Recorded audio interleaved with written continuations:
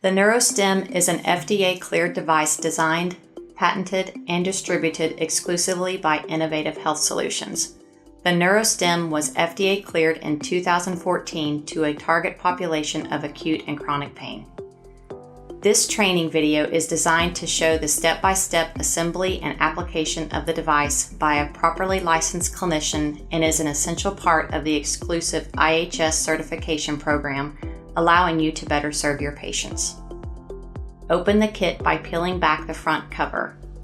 The Neuro Stim kit contains the following: instructions for use, the wire harness which transmits the signal to the attached needle arrays, disposable tweezers to help hold the arrays for needle implantation, medical marker used to mark implantation sites, a disposable pen light to be used to visualize and isolate the neurovascular bundles to assure safe array placement, the stimulator, which is the power source for the device, compound benzoin tincture, which is a disinfectant and adhesive used to help keep the implanted electrodes in place, avoiding array migration, double-backed stimulator adhesive strips used to affix the stimulator to the patient's skin, round bandages to place over the arrays, keeping them secure, alcohol wipes to clean and disinfect the skin of any oils and makeup, SurePrep protective wipe to help protect skin and aid adhesion,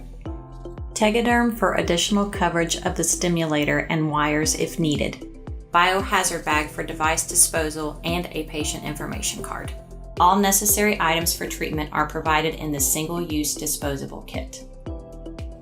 The use of either ear is acceptable when placing the device. Sleeping habits and cell phone use should be taken into consideration. If the patient consistently sleeps on one side, then place the device on the opposite side if possible, as pressure from sleeping on the ear may cause discomfort or may contribute to array dislodgement. Stimulation from either ear will not affect the results. Patient comfort and ease of wear are the most important factors. Next, clean the entire ear with the provided alcohol wipe and allow to dry. Then proceed with SurePrep, where the leads will be implanted. The wire harness has 4 leads, 3 of which are single-pin electrodes and 1 is a white multi-pin array which serves as a ground wire. The multi-point array, or white ground wire, should always be placed on the lobe. 2 of the single-pin electrodes and the multi-point array are placed on the front of the ear, known as the ventral, and 1 single-pin electrode is placed on the back of the ear, known as the dorsal. The use of the enclosed pin light is necessary to visualize and isolate the auricular neurovascular bundles to avoid direct implantation into an arterial branch. Using the pen light behind the ear helps visualize the neurovascular bundles from the ventral aspect or from the front of the ear to visualize the dorsal aspects. The final lead placement points are then marked with the provided medical marker. Please note the implantation sites of the electrodes should not be directly over a large arterial branch to avoid bleeding, minimum tissue resistance, and minimize patient discomfort. The first location will be on the lobe of the ear where the multi-pin ground array will be implanted. The second location marked will be slightly anterior and superior to the tragus. The third location will be marked in the superior 1/3 of the ventral aspect of the ear as illustrated. The final location to be marked is on the dorsal aspect of the ear. On the dorsal aspect, you will commonly see large branches of the posterior auricular artery leading into the external ear. These branches will be easily visible with the pin light.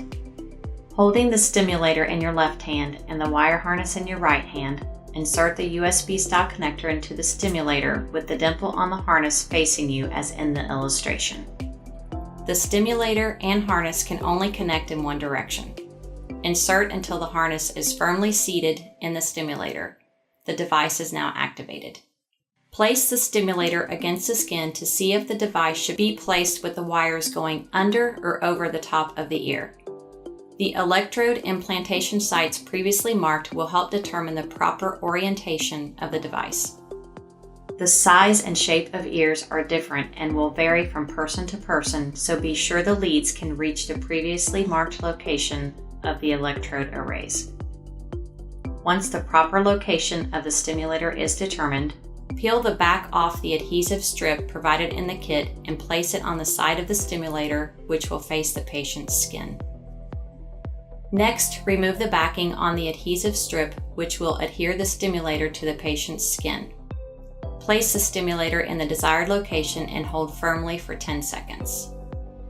Peel back the package holding the compound benzoin adhesive vial. Remove and squeeze or gently bend the vial containing the adhesive. Hold the vial upside down, allowing the solution to flow into the sponge on the end. Gently place the tincture on the areas previously marked for electrode implantation. Allow enough time for the tincture to dry completely. Place a round bandage on the back of the multi-point ground white wire electrode using the provided plastic tweezers as illustrated. Place the round bandage and electrode on the lobe. You may want to hold the lobe between your finger and thumb, giving it a quick, gentle squeeze using enough pressure to pierce the skin. You can often feel a slight pop as the pin pierces the skin. The edges of the bandages can be burnished to make sure the edges are secured. Although the remaining electrodes are single pins, the same application procedure is followed. All 3 remaining single pin electrodes are the same and any can be used. It is recommended to place the second electrode slightly anterior and superior to the tragus of the ear, as previously marked, being sure to apply enough pressure to pierce the skin.